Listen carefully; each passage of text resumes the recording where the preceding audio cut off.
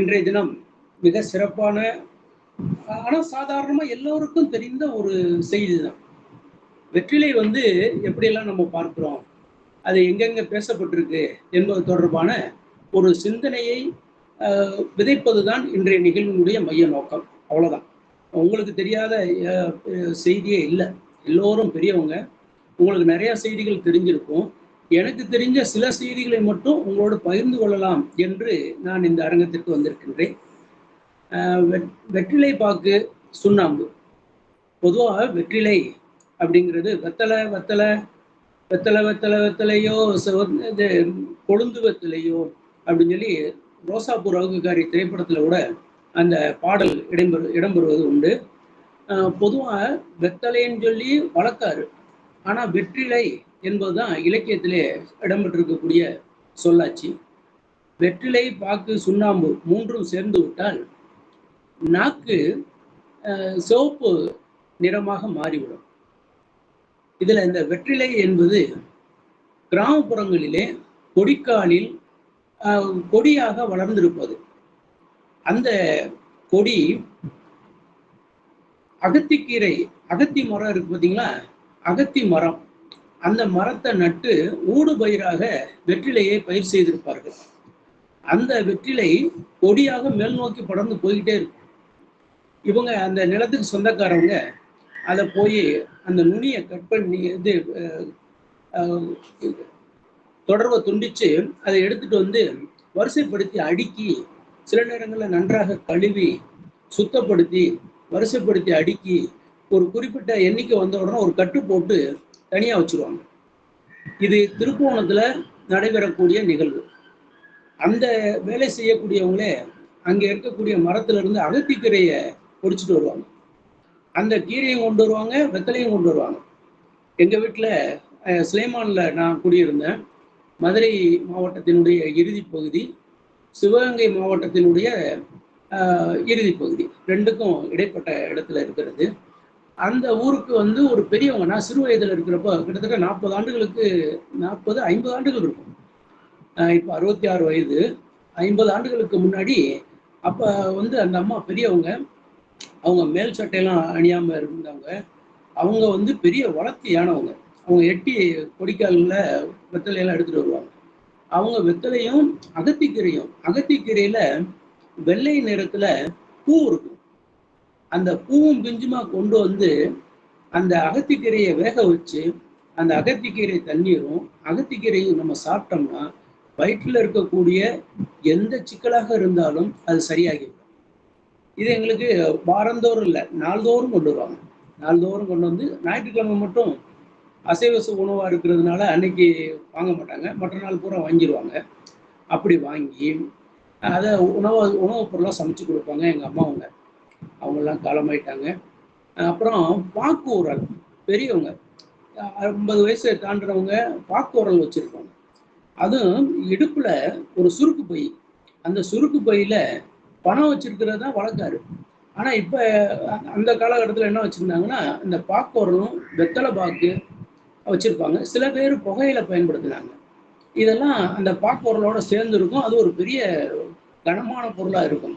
ஆனால் அதை உட்காந்து 2 பேர் 4 பேர் பேச ஆரம்பிச்சிட்டாங்கன்னா உடனே அந்த பாக்குரலை எடுத்து வெத்தலையை இடித்து வாயில் உதைக்கிக்கிடுவாங்க. உதைக்கிக்கிறதுனா ஒரு பக்கமாக வைத்துக்கொள்வது, அவ்வளோதான். மென்று சாப்பிட்றது இல்லை. ஏன்னா பல்லு போச்சுன்னு சொன்னால் உரல்ல இடித்து தான் அதை சாப்பிடுவாங்க. பாக்கு கொஞ்சம் கடினமாக இருக்கும். இந்த பாக்கு, அதுக்கு பாக்கு உரல் என்று பெயர். அந்த வெத்தலையை கொண்டு அந்த பாக்கோட சேர்த்து சாப்பிட்டா தான் அது சிறப்புடையதாக இருக்கும். வெறும் பாக்கு மட்டுமோ வெறும் வெத்தலை மட்டுமோ அதை உண்பது அல்லது மென்று தின்பது ஏற்புடையதாக இருக்காது. ஏன்னா அது ரெண்டுமே வேறு வேறு நிலையில இருக்கும். அது ரெண்டையும் சேர்த்து சுண்ணாம்பையும் சேர்த்துட்டோம்னா அவ்வளோ சிறப்பு. அதோட வெற்றிலை போடுவதில் ஒரு நுணுக்கம் இருக்கு. அந்த வெற்றிலையை கொடியிலிருந்து எடுத்துட்டு வந்ததுக்கு பின்னாடி அந்த வெத்தலையினுடைய நிலையில பெரிய அளவுல அந்த கீழ்ப்பகுதியை, வெற்றிலையினுடைய கீழ்ப்பகுதியை சின்ன கோடு போல இருக்கும். அதை பிரிச்சுட்டு மேல இருக்கக்கூடிய காம்பு அதையும் நடுப்பகுதி வரைக்கும் வளர்ந்துருக்கும், கீழ் வரைக்கும், அதையும் எடுத்துட்டு உள்ளுக்குள்ள கோடு கோடா இருக்கும். அதை ஒட்டி சுண்ணாம்பு தடவி அதுக்குள்ள பாக்கு வச்சு, அந்த பாக்கு வந்து 3 வகையில இருக்கு. அது சுருள் பாக்கு, வெட்டப்பாக்கு, அடுத்தது இப்ப சமீபத்தில் இருக்கக்கூடிய அந்த சீவல் பாக்கு. சீவல் பாக்கு அது தஞ்சாவூர் கோயிலுக்கு சீவல் பாக்கு தான் அதிகமா இருக்கு. புதுக்கோட்டை அண்ணர் அரசியார் கல்லூரியை தாண்டி தஞ்சாவூர் போற வழியில திரும்பினோம்னா எதிர்ப்புறம் பார்த்தீங்கன்னா பெரிய பாக்கு கடை வரிசையா இருக்கும். பெரிய பெரிய கடைகளா இருக்கும். அங்கே பூரா சீவல் தான் இருக்கும். பாக்க சீவி வச்சிருப்பாங்க. மதுரையை பொறுத்தவரை இந்த சுருள் பாக்கு, கொட்டைப்பாக்கு அப்படின்னு தான் வச்சிருக்கிறாங்க. அந்த பாக்கை வந்து பாக்கு உரல்ல போட்டு இடிச்சு சுண்ணாம்பு வெத்தலையில சுண்ணாம்பு தடவி எடுத்து சாப்பிடுறது ஒரு வழக்கா இருக்கு.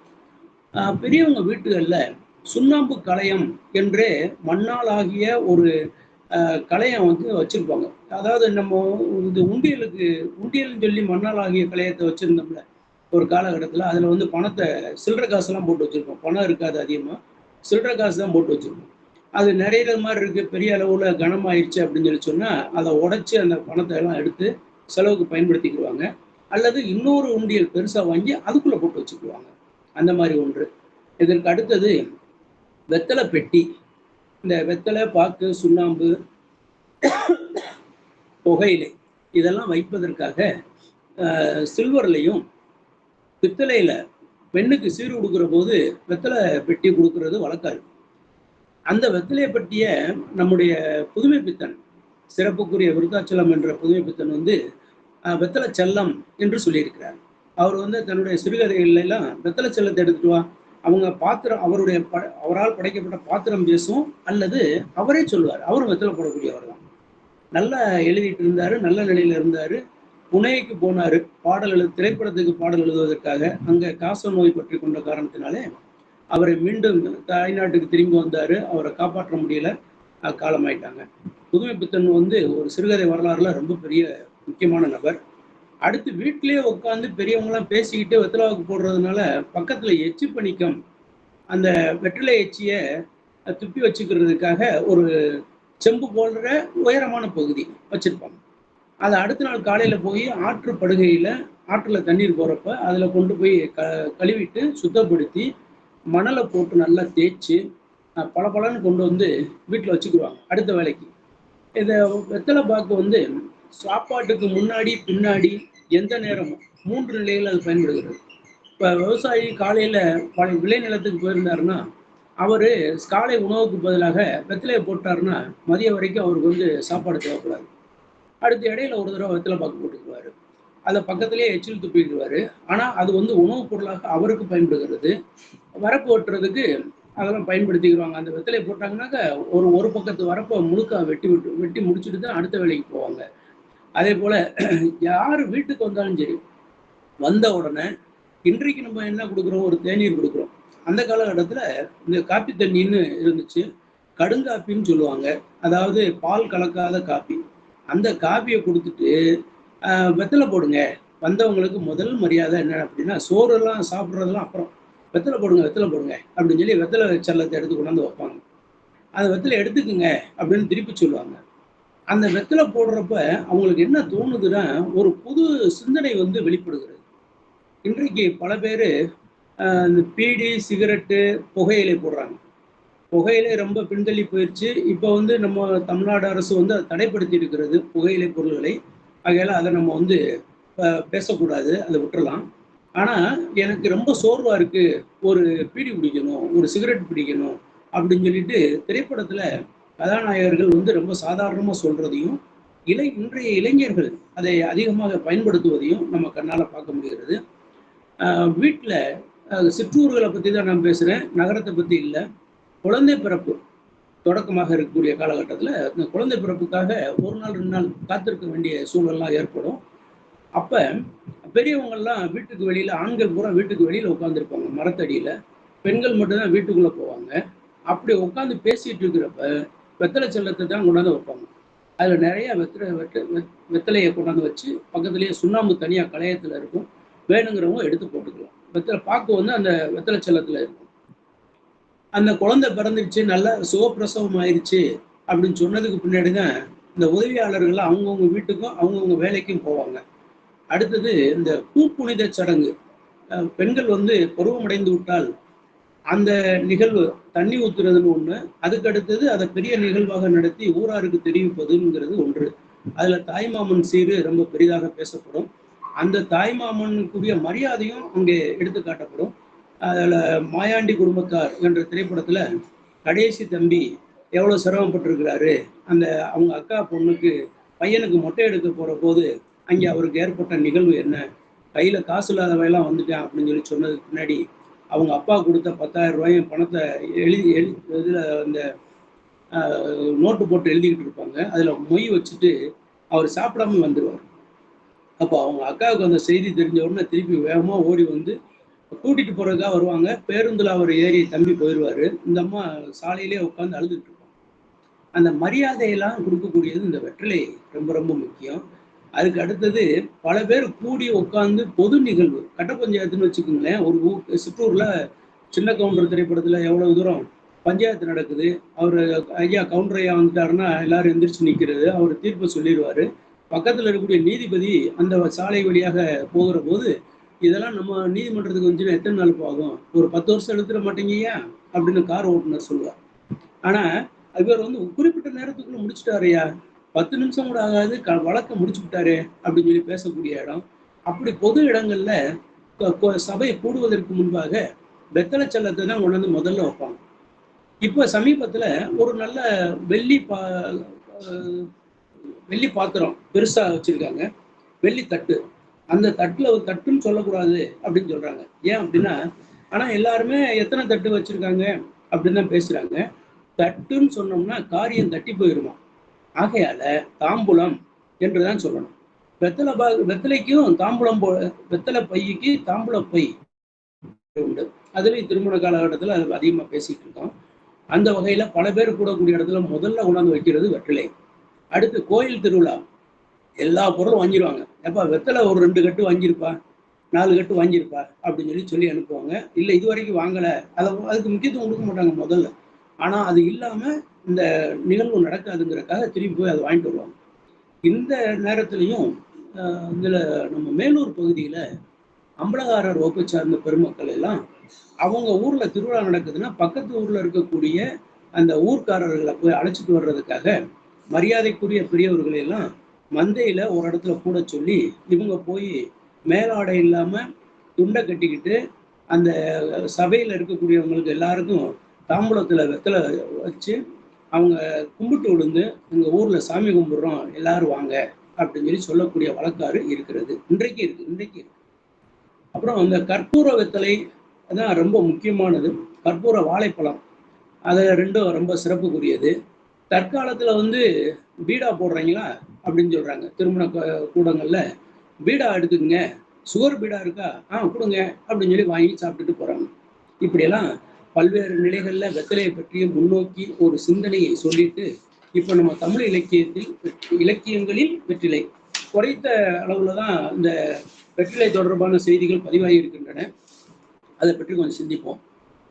தமிழ் இலக்கியங்கள் காலத்தால் முந்தியவையாக இருந்தாலும் தற்காலத்திற்கு ஏற்றாற் போல தன்னை வேண்டுங்கிற அளவுக்கு பணிந்து சென்று அடுத்த நிகழ்வு ஒன்று வருதுன்னா அதை ஏற்றுக்கொண்டு செயல்படுவதிலே முன்னணியில் நிற்கக்கூடியது தமிழ் இலக்கியம். சான்றுக்கு சொல்லுவோமே ஆனால் இப்பொழுது கணினியுடைய செயல்பாடு ரொம்ப பெரிய அளவுல வந்துடுச்சு. ஆனா தமிழ் மொழி கணினியை ஏற்றுக்கொண்டது. இப்ப கணினியில தமிழ் எழுத்துக்கள் வந்து அதனுடைய வேகங்கள்லாம் ரொம்ப மாறி போய் அதுல பெரிய அளவுல சாதனைகள் நிகழ்த்தி கொண்டிருக்கிறார்கள் இன்றைய இளைஞர்கள் என்று சொன்னால் அது தவறில்லை. அதுல தமிழ் இலக்கியத்துல பல்வேறு குறிப்புகள் உள்ளன. அதுல மருந்து குறிப்புகள்ல வெற்றிலையை பற்றிய சிந்தனை இடம்பெற்றிருக்கிறது.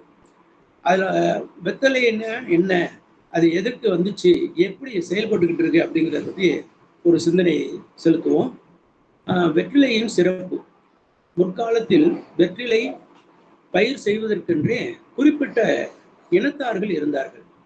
அவர்களை இலை வாணிபர்கள், கொடிக்கால் வேளாளர்கள், இந்த சில இடங்கள்ல ஜாதி பெயர் சொல்லிதான் ஆக வேண்டியதா இருக்கு. ஏன்னா அப்படித்தான் ஒரு காலத்துல இருந்தாங்க. இலை வாணிபர்கள், கொடிக்கால் வேளாளர்கள் என்று அழைக்கப்பட்டார்கள் அந்த வெத்தலை வியாபாரம் செய்யக்கூடியவங்க. அது ஒரு நிகழ்வு. இந்த வேளாளர் வந்து இது கொடியாக்காரங்க வந்துட்டாங்களா அப்படின்னு சொல்லி கேட்பாங்க. வேம்பத்தூர்ல மிக்கேல்பட்டினம், வேம்பத்தூர் ஒரே ஊரு தான். ரெண்டு மேற்கு பக்கம் இருக்கிறது மிக்கேல்பட்டினம். அங்கே இருக்கக்கூடியவங்க பூரா கொடிக்கால் வச்சிருக்காங்க. அந்த கொடிக்காலில் வெத்தலை போட்டிருக்காங்க. அகத்திக்கரையும் கொண்டு வர்றாங்க. அவங்களெல்லாம் இந்த கொடிக்காக்காரவங்க அப்படின்னு தான் சொல்றாங்க. கொடிக்கால் வேளாளர் என்பதை கொடிக்காக்காரவங்க அப்படின்னு சொல்லி சொல்றாங்க. அப்ப இந்த வெத்தலை பயிரிட்டதுக்கு பின்னாடி அதற்கான சிறப்புகளை நம்ம திருமண காலகட்டம், முதல்ல குழந்தை பிறப்பு, பூப்புனித நீராட்டு விழா, உறுதிப்படுத்துதல், நிச்சயதாம்பூலம், நிச்சயப்படுத்துறது,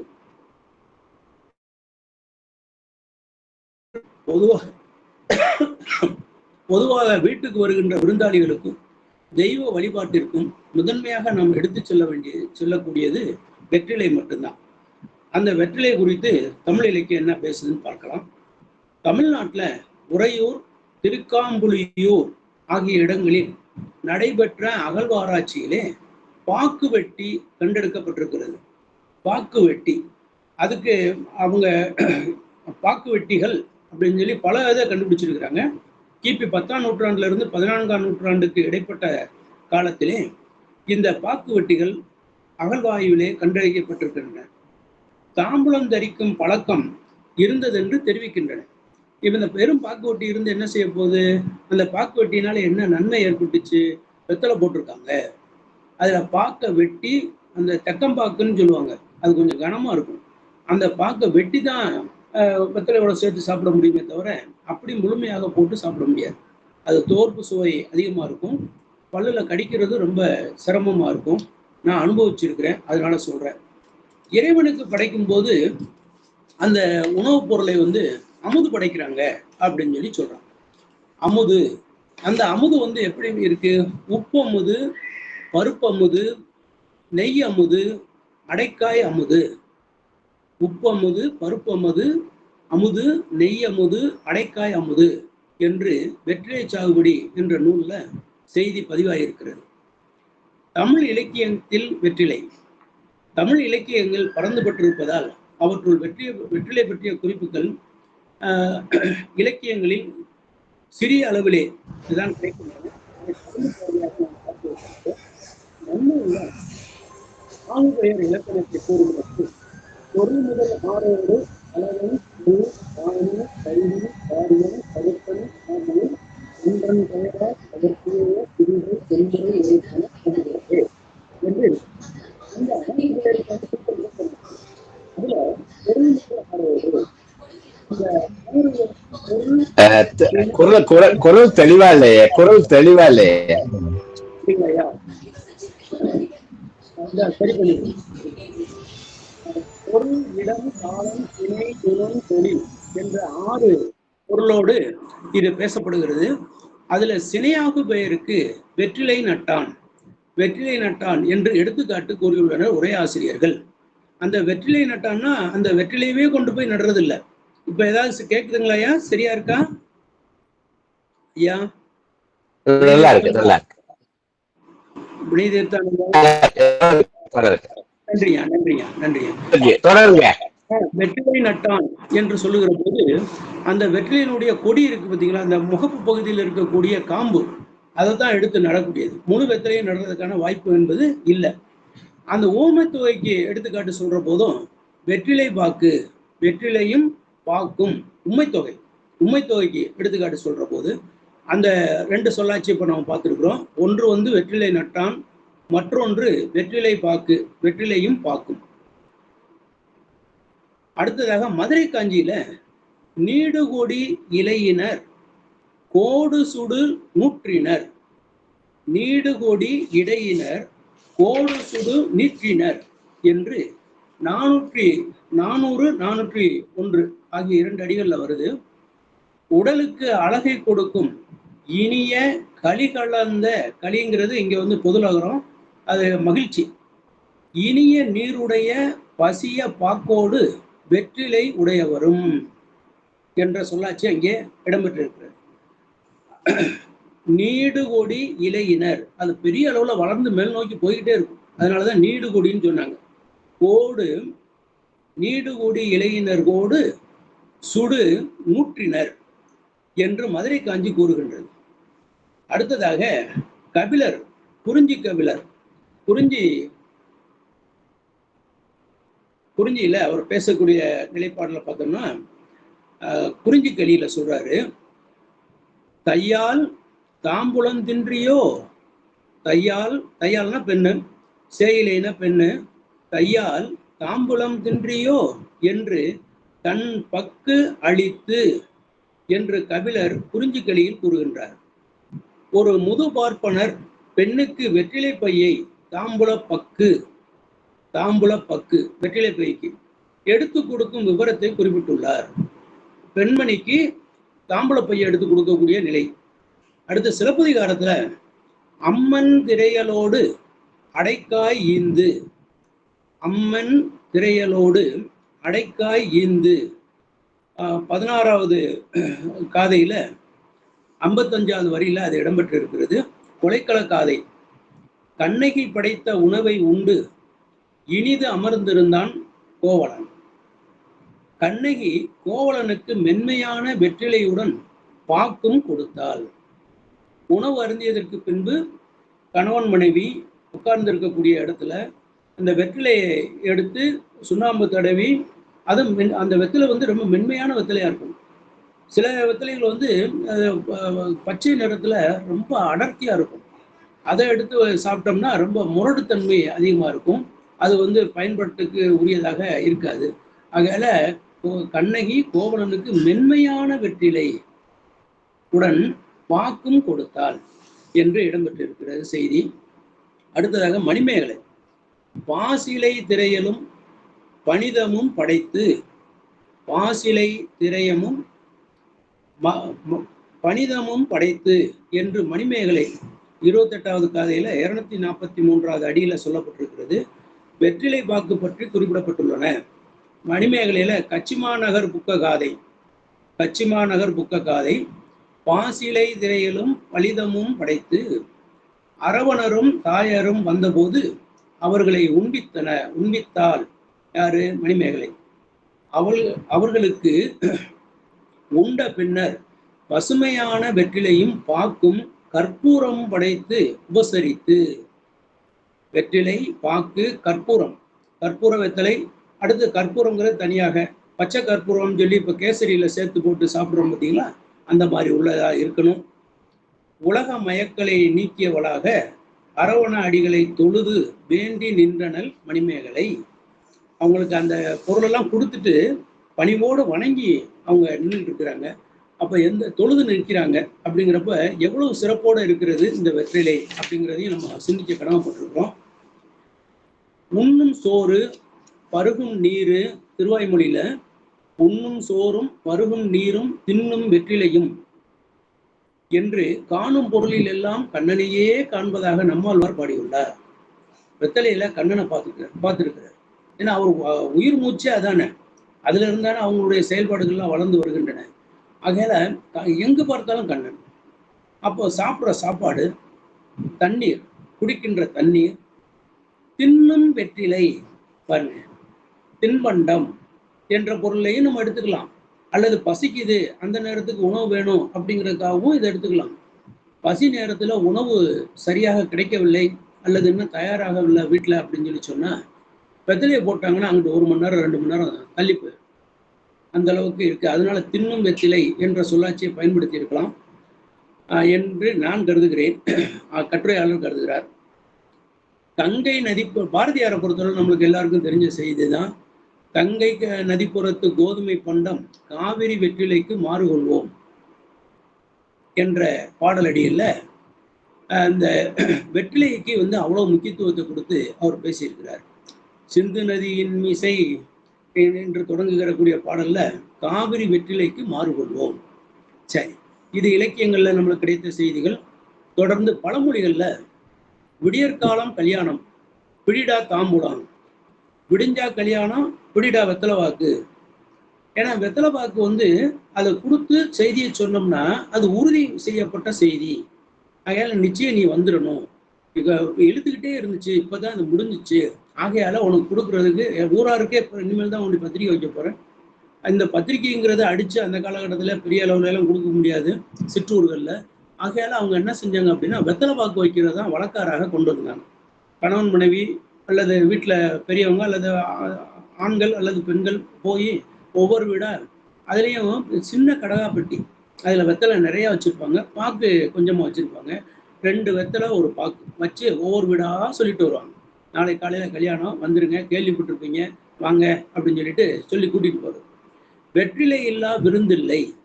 விருந்து நாளைக்கு நம்ம வீட்டில் விருந்து எல்லாரும் வந்துருங்க அப்படின்னு சொல்லி சொன்னால், அடுத்து திருமண காலகட்டங்களில் பெண்ணுக்கு வீட்டில் திருமணம் வச்சுருக்குறோம், இன்றைக்கு திருமணம் முடிஞ்சிருச்சு, நாளைக்கு விருந்து வச்சுருக்குறோம் அப்படின்னு சொல்கிற போது பல பேர் வந்து போவாங்க, உறவினர்கள் நண்பர்கள். அப்படி வர்ற போது வெத்தலை பாக்கு தான் ரொம்ப முக்கியம். விருந்தில்லா இது வெற்றிலை இல்லா விருந்தில்லை.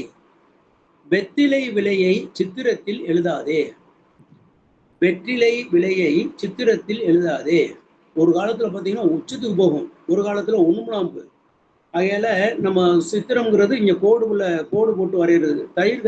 தயிர் விற்கக்கூடியவங்க வீட்டு சுவர்ல, தயிர் வாங்குறவங்களுடைய வீட்டு சுவர்ல கறிக்கட்டையை வச்சு 1, 2, 3ன்னு ஒவ்வொரு கோடா போட்டுக்கிட்டு இருப்பாங்க. ஒரு மாசம் ஆயிடுச்சு அப்படின்னு சொல்லி சொன்னா அதுக்குரிய காசை வாங்கிக்கிட்டு இந்த கோட்டை அழிச்சு விட்டுருவாங்க. அது கருப்பு எரிப்பது நிற்கும். இது மானாமதுரைக்கு அருகில் இருக்கக்கூடிய சிற்றூர் கிளங்காட்டூர் அப்படிங்கிற ஊர்ல இருந்து மானாமதுரைக்கு வந்து எங்களுடைய அம்மாச்சி இந்த மாதிரி வேலையெல்லாம் பார்த்துருக்குறாங்க. மோர் கொண்டாந்து ஊற்றிட்டு போவாங்க. வியாழக்கிழமை அன்னைக்கு சந்தைக்கடை, அன்னைக்கு நெய் உருக்கி கொண்டு வருவாங்க. அதில் கூடுதலாக பணம் கிடைக்கும். அந்த பணத்தை வச்சு வீட்டுக்கு வேணுங்கிற பொருள்கள் எல்லாம் வாங்கிட்டு வருவாங்க. வாரம் வியாழக்கிழமை அன்னைக்கு மட்டும், அன்னைக்கு தான் தின்பண்டம் கிடைக்கும். அந்த மாதிரி ஒரு சூழல். அடுத்தது, செத்தவன் கையில வெத்தலை வாக்கு கொடுத்த சம்பந்தம். என்னப்பா பேசிக்கிட்டே இருக்கீங்க, ஏதாவது ஒண்ணு நடக்குதா, திருப்பி அதே பேசுறீங்களே அப்படின்னு சொல்லி பழமொழியில செத்தவன் கையில கொடுத்த வெத்தலை வாக்கு. அடுத்து, முரட்டுத்தனத்துக்கு முதல் தாம்பூலம் கொடுக்க வேண்டும். முரட்டுத்தனத்துக்கு முதல்ல தாம்பூலத்தை கொடுங்கப்பா.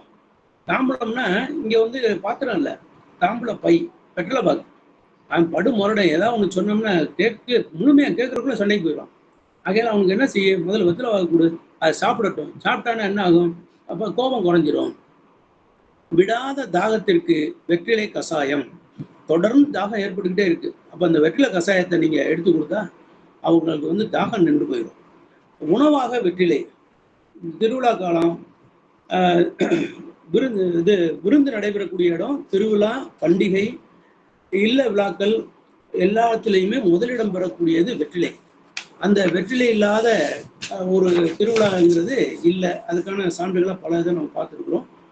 நாம் உண்ணும் உணவில் புளிப்பு, கரிப்பு, இனிப்பு போன்ற பல்வேறு வகையான சுவைகள் இருந்த போதும் கசப்பும் சேர்ந்தால்தான் உணவில் சமநிலை அடைய முடியும். உணவுல சமநிலை அடையணும்னா கசப்பு வேணும். இக்கசப்பு சத்தை வெற்றிலையை அளிக்கிறது. இந்த கசப்பு சத்தை நம்மளுக்கு எது கொடுக்குதுன்னா வெற்றிலை.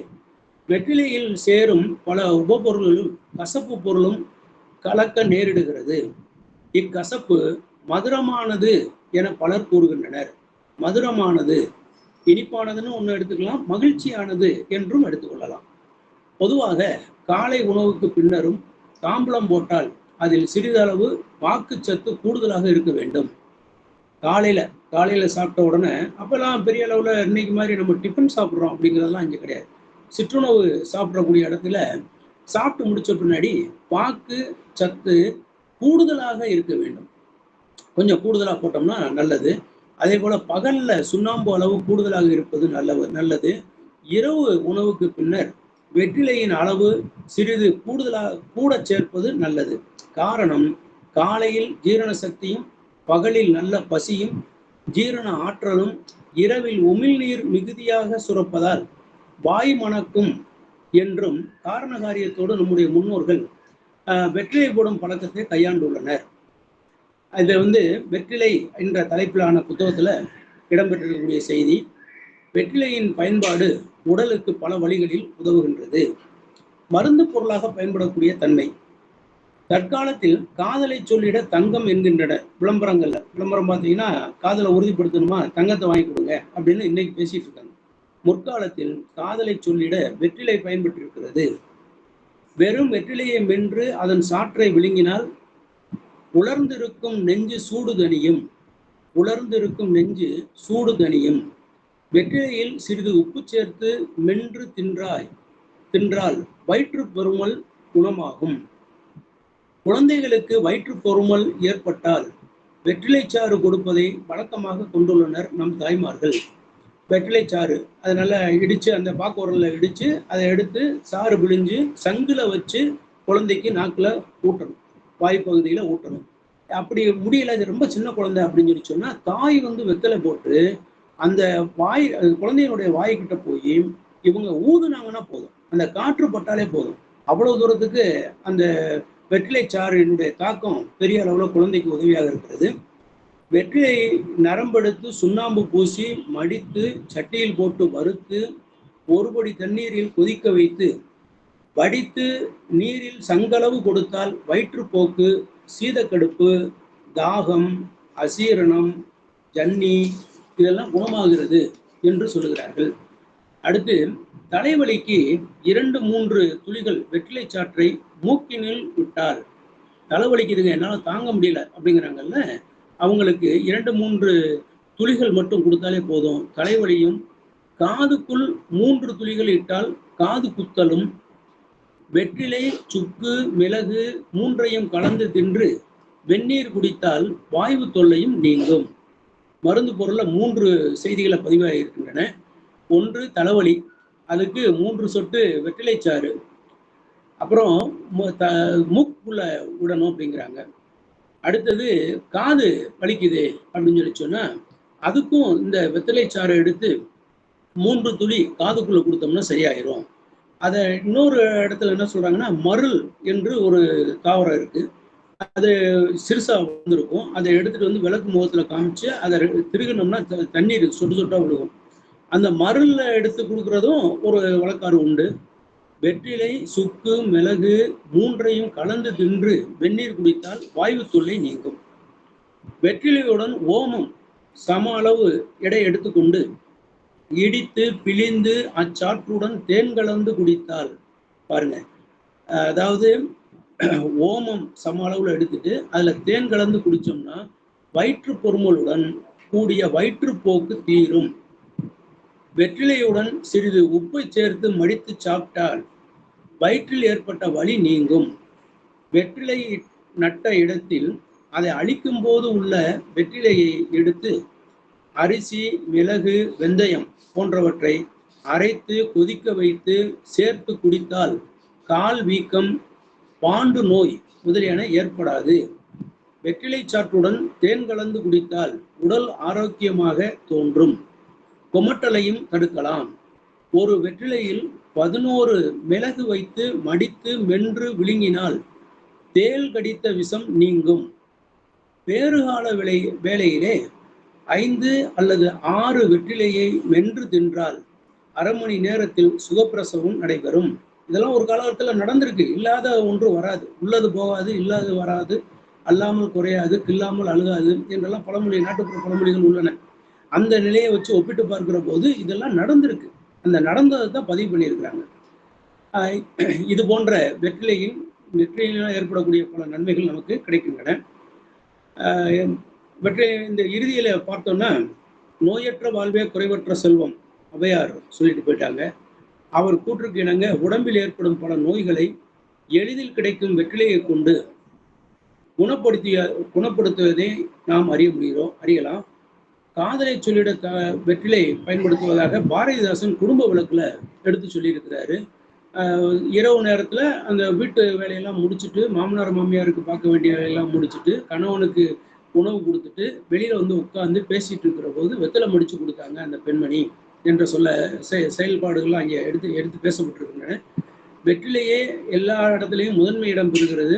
மகிழ்ச்சிகரமான இடங்கள்ல, அதாவது மங்களகரமான இடங்கள்ல அது பொருளாகவும் மருத்துவ குணம் மிக்கதாகவும் இருப்பதை நம்மால் உணர முடிகிறது என்று சொல்லி, இலக்கியங்களில், தமிழ் இலக்கியங்களில் வெற்றிலை அது பொதுவாக தொடக்கத்திலிருந்து இன்னைக்கு வரைக்கும் இருக்கக்கூடியதில் கிடைச்ச செய்திகளை கொண்டு உங்களோடு சில கருத்துக்களை பரிமாறிக்கொண்டேன் என்பதை மட்டும் தெரிவித்து இதற்கு வாய்ப்பு நல்கிய அருமை சகோதரியார் அவர்களுக்கும், வாய்மொழி கேட்ட தலைமை தாங்கிய அருமை சகோதரி இவாஞ்சலின் மனோகரன் ஐயா அவர்களுக்கும், இந்த இணைப்பில் இணைந்திருக்கக்கூடிய வாழ்த்துறை நல்கிய அம்மையார் அனுசா அம்மையார் அவர்களுக்கும், இந்த இணைப்பில் இணைந்திருக்கக்கூடிய அத்தனை தமிழ் நெஞ்சங்களுக்கும் பணிவான வணக்கத்தை தெரிவிப்பதில் பெரும் மகிழ்ச்சி அடைகிறேன். வாய்ப்புக்கு நன்றி அம்மா, நன்றி. நன்றிங்க ஐயா. மிகச் சிறப்பானதொரு உரையை வழங்கி இருந்தீர்கள். விருந்து முதல் மருந்து